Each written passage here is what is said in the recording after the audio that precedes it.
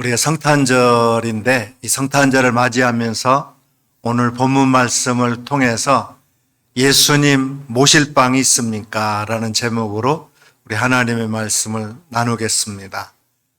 우리 예수님께서 탄생하셨어요. 예수님의 탄생은 인류 역사 이래의 최대 기적이고 또 축복의 사건이에요. 하나님이신 예수님께서 육신을 입고 이 땅에 오셨습니다. 온 인류의 죄를 사하기 위해서 우리 육신을 입고 이 땅에 오셔서 우리를 대신해서 죄와 절망의 짐을 대신 짊어지시고 십자가에 달려 돌아가시기 위해서 이 땅에 오신 거예요.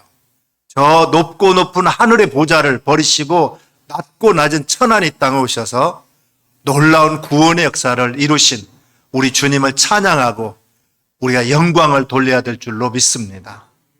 예수님의 일생은 세 단어로 정리가 돼요. 낮아지심, 섬기심, 희생하심입니다. 예수님은 낮아지셔서 가난하고 병들고 고난당한 모든 약한 사람들을 주의 사랑으로 섬기고 또 십자가에 희생하셔서 온 인류의 구원을 완성하셨어요. 예수님의 탄생은 이러합니다. 가이사 아구스도, 그러니까 로마 역사 가운데 황제 중에 최고의 황제로 불리는 시저 아구스트 황제 제위 시절인데, 그 황제 시대에 그가 점령하고 있던 모든 로마 제국 산하에 있는 나라에게 명령을 내려가지고 모든 사람은 자기 고향에 가가지고 호적을 신고하라 그랬어요. 신분이나 출신을 속이지 못하도록 모든 사람이 호적을 신고하러 각자의 고향으로 돌아가게 되었는데, 요셉은 유다 지파 중에서 다윗의 집 족속이었기 때문에 다윗의 동네로 불리는 베들레헴으로 가게 되었던 거예요. 오늘 본문 4절 6절에 보면 요셉도 다윗의 집 족속이므로 갈릴리 나사렛 동네에서 유대를 향하여 베들레헴이라는 다윗의 동네로 그 약혼한 마리아와 함께 호적하러 올라가니 마리아가 이미 잉태하였더라. 거기 있을 그때에 해산할 날이 차서 그랬어요. 요셉은 호적하러 갈 때 이제 만삭이 된 마리아를 데리고 베들레헴으로 갑니다. 이는 갈릴리 나사렛 사람이라 불리던 예수님이 어떻게 베들레헴에서 태어나게 됐는지를 설명해 줘요. 갈릴리 나사렛에서 베들레헴까지 145km 정도 되는 먼 거리인데, 요즘처럼 교통이 제대로 발달되지 않았기 때문에 보통 사람도 걸어서 3일 길은 좋게 걸리는데, 만삭이 된 마리아를 이끌고 베들레헴까지 가려고 하면 아마 며칠은 더 소요됐을 거예요. 요셉은 만삭이 된 마리아가 자기 뒤에서 힘들게 따라오는 모습을 보면서 얼마나 안타까워했을까요? 당연히 출산을 앞둔 마리아도 쉽지 않는 그런 여정이었을 겁니다. 근데 아이를 낳으려고 하는데 그 베들레헴이라는 곳에 여관이 있을 곳이 없었어요. 그래서 성경은 그 당시 여관이 있을 곳이 없었다고 이렇게 설명하고 있습니다. 7절에 보니까 첫 아들을 낳아 강보로 싸서 구유에 누웠으니 이는 여관에 있을 곳이 없음이러라. 요셉과 마리아가 아이를 해산하려고 하는데 여관에서 방을 구하지 못해가지고 결국 춥고 더럽고 냄새나는 그 마국간에서 아이를 낳게 되어가지고 구유에 눕게 됐다는 거예요. 당시 보통 사람들의 가옥 구조는 사람과 동물이 함께 기거하는 형태에 있기 때문에 칸막이 하나로 사람이 머무는 숙소와 가축이 있는 축사로 나눠지게 됩니다. 들어갈 방을 찾지 못하다 간신 축사를 찾아서 그곳에서 아기를 낳게 돼요. 산파가 곁에 있는 것도 아니고 아기를 낳을 수 있는 그런 쾌적한 분위기도 아니에요. 빈 방을 찾아 헤매다가 그나마 헛간을 발견하고 그곳에서 아이를 낳는 마리아의 마음이 얼마나 안타깝겠어요. 냄새나는 여물통에 사랑하는 아들을 뉘어야 하는 그 엄마의 마음이 얼마나 쓰라렸겠습니까? 해산 과정이 너무나 서러웠을 거예요. 하나님의 말씀대로 순종한 결과가 고작 이것인가 하는 회의도 생겼을 겁니다. 예수님이 탄생하는 바로 그 밤에 베들레헴 땅은 너무나도 조용했어요. 하나님의 아들이 오셨는데 왜 거창하게 알리지 않고 이렇게 조용히 오셨을까요? 그렇게 해서 예수님은 마리아와 요셉의 첫 아들이 되었어요.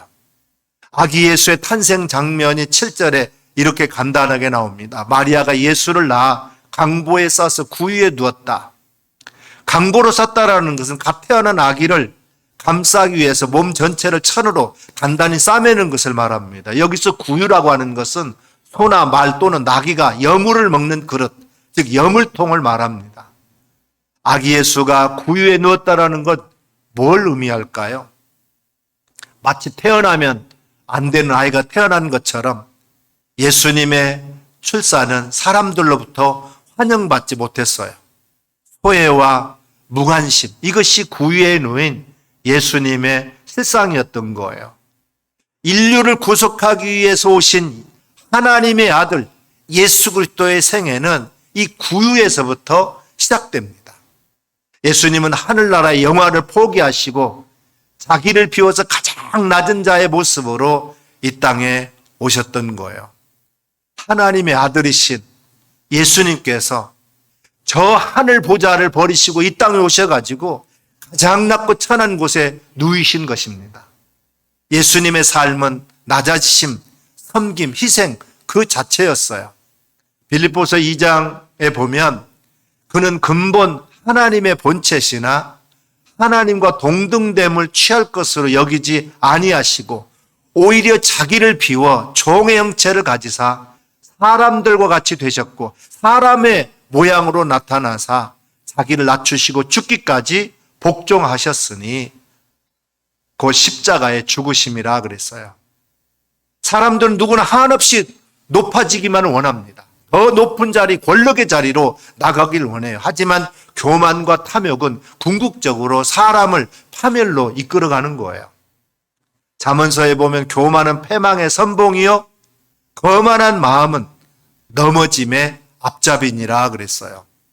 예수님을 본받아서 한평생 겸손한 삶, 낮아지심의 삶, 섬기는 삶을 살아가는 저와 여러분 다 되시기를 주님의 이름으로 축원합니다. 근데 이 예수님의 탄생 소식이 제일 먼저 목자들에게 전해져요. 온 인류의 구세주 되신 예수님의 탄생이 당시 천한 직업으로 여김받았던 목자에게 제일 먼저 전해지게 된 거예요. 8절에서 10절에 보면 이렇게 설명하고 있어요. 그 지역의 목자들이 밤에 밖에서 자기 양떼를 지키더니 주의 사자가 곁에 서고 주의 영광이 그들을 두루 비치매 크게 무서워하는지라. 천사가 이르되 무서워하지 말라. 보라, 내가 온 백성에 비칠 큰 기쁨의 소식, 좋은 소식을 너희에게 전하노라 그랬어요. 예수님의 탄생 소식이 헤롯이 살고 있는 왕궁에 전해진 게 아니에요. 부잣집에 전해진 것도 아닙니다. 당시 권력층에 있던 제사장이나 바리새인, 사두개인들에게 전해진 것도 아니에요. 가장 평범한 사람, 사람들이 귀하게 여기지 않는 천한 직업이었던 그러나 그 자리에서도 성실한 삶을 살고 있는 목자들에게 전해졌던 겁니다. 그들이 남이 알아주지 않는 직업을 가졌다 할지라도 맡겨진 일에 대해서는 최선을 다하고 있었어요. 그래서 남들이 다 곤히 잠자고 있는데 자기들에게 맡겨진 양떼를 지키기 위해서 밤을 새워가면서 들판에 떨면서 양을 지키고 있었던 거예요.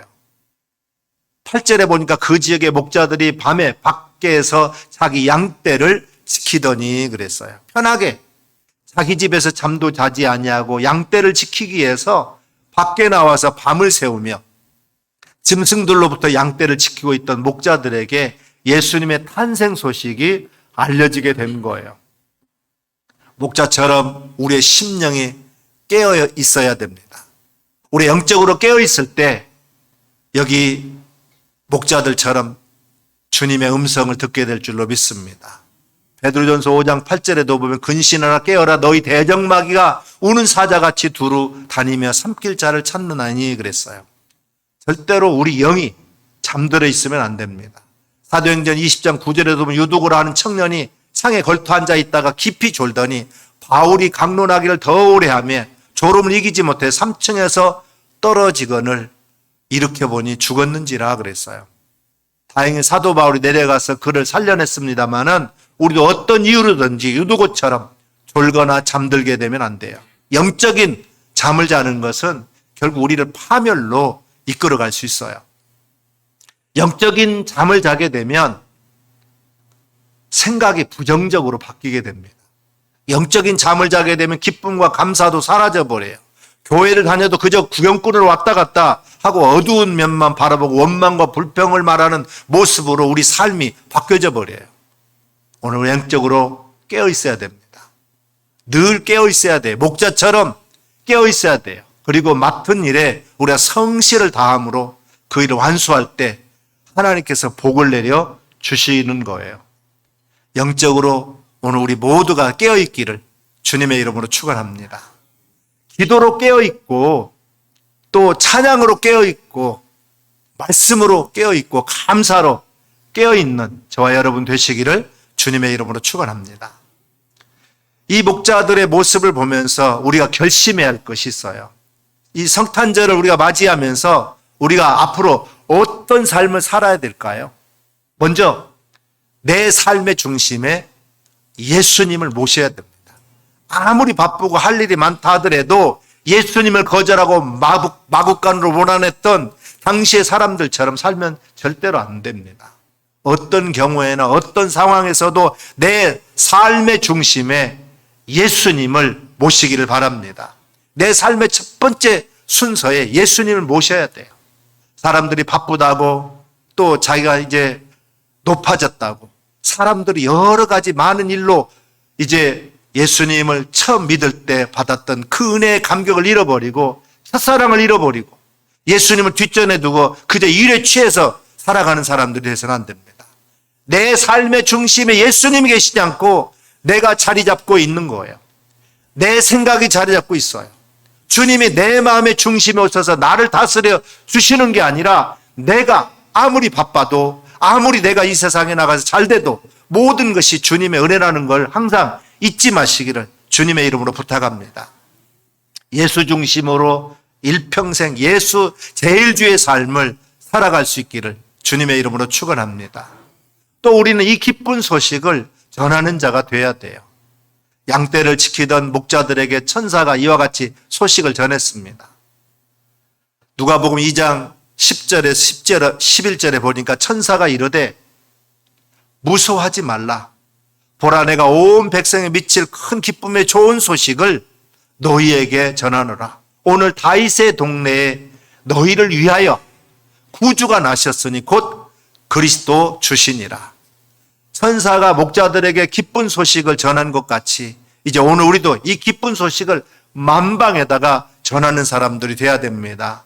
절망에 처한 사람들에게, 문제가 있는 사람들에게, 슬픔에 처한 사람들에게 이 기쁜 소식을 늘 전하는 사람들이 돼야 됩니다.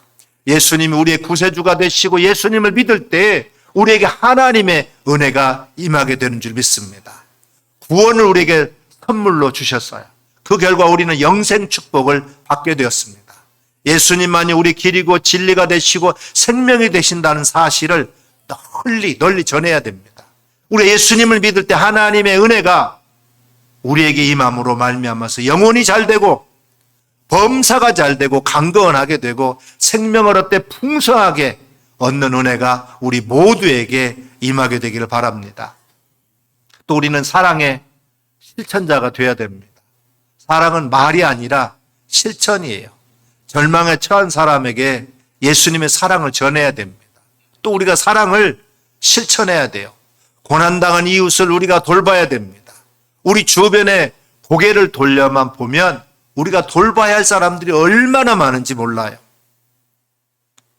독거노인, 소년, 소녀가장, 장애우, 탈북민, 미혼모 가정, 다문화 가정, 또 병중에 병원에 누워있고 늘 약을 먹고 아픈 몸으로 살고 있는 그런 고난에 처한 이웃들이 오늘 우리가 돌봐야 할 이웃들입니다. 우리에게 은혜를 주신 것은 우리에게 등 따시고 배부르도록 축복해 주신 것만이 아니에요. 우리의 삶의 풍요로움을 주신 것은 우리 주위에 고난당하고 어려움당하고 있는 이웃들을 돌보라고 우리에게 선물로 주신 줄 믿습니다.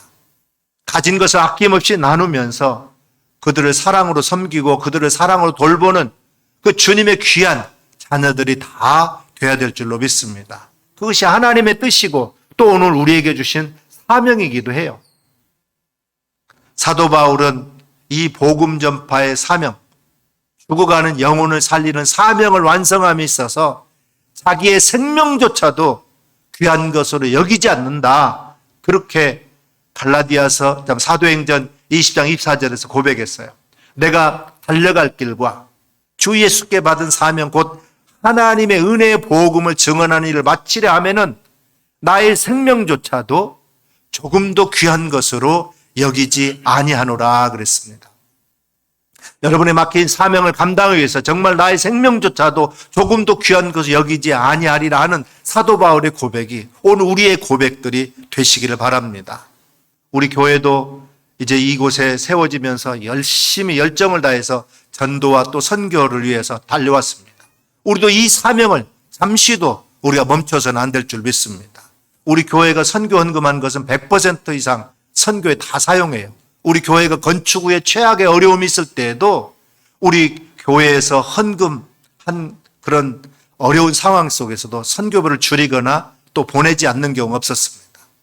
또 우리 교회도 사랑의 헌금을 통해서 또 월드비전이나 또 총회나 노회 연합해서 사랑의 나눔에 우리가 힘써 참석을 했고 또 우리 독거노인 반찬 만들기 또 어려움 당하고 있는 우리 성도들에게 우리 교회에서 구제한 헌금들은 100% 이상 우리 구제에 다 사용했습니다. 여러분들이 주님의 사랑을 실천할 수 있게 되기를 주님의 이름으로 축원합니다. 오늘 이후로 주님, 내가 주님 앞에 가는 그날까지 내가 받은 은혜 다 베풀고 나누며 살게 해 주옵소서. 고난당한 이웃을 돌보며 살게 해 주옵소서. 나 혼자 축복받는 것으로 만족하지 않고 우리 주위에 고난당한 고난이 나의 고난이라고 생각하고 그들을 사랑으로 돌볼 수 있게 해 주옵소서. 이런 마음으로 살아가는 저와 여러분 되시기를 주님의 이름으로 축원합니다. 우리 성탄절이 되면 늘 기억되는 아름다운 이야기가 있어요. 미국 중서부 어느 작은 마을에 9살 난 월레스라고 하는 아이가 있었는데 나이는 4학년 나이인데 지적 능력이 떨어져 가지고 2학년에 다니고 있어요. 그러니까 지적 장애를 가지고 있어서 몸은 큰데 이 지적 수준이 낮다 보니까 초등학교 2학년 아이들과 다니면서 그들과 어울려야 될 그러한 지적 수준이었습니다.